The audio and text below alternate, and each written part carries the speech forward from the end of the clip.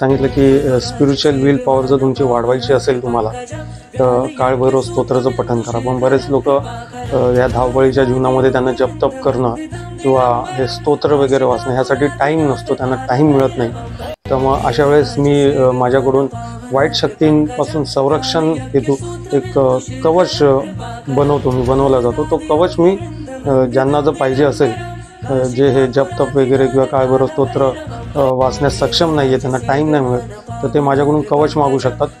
भैरव कवच आहे आणि हा एक कवच आहे. ह्या कवचवर 1.25 लाख मंत्रांचा जप करावा लागतो. जप करून ऊर्जा त्या कवचमध्ये फीड करावी लागते आणि मग तो कवच तुम्हाला दिला असतो. मग त्या कवचच्या माध्यमातून तुमची जी स्पिरिच्युअल विल पॉवर आहे, तुमचा ओरा आहे, तो स्ट्रॉंग होतो. आणि हा जो कवच आहे हा तुमच्यासाठी लाईफ टाईम तुमच्याबरोबर आणि तुमच्यासाठी काम करतो. तुम्ही तुमच्याबरोबर ठेवू शकता. हा कवच जोपर्यंत तुमच्याबरोबर आहे तोपर्यंत कुठच्याही प्रकारची तांत्रिक बाधा किंवा नेगेटिव्ह एनर्जीचा इम्पॅक्ट तुमच्यावर होणार नाही, होऊ शकत नाही. जे लोक काळभैरव स्तोत्र वाचू शकत नाही, ज्यांना टाईम मिळत नाही जपतप करायला, ते माझ्याकडून हा भैरव कवच तुम्ही मागून घेऊ शकता.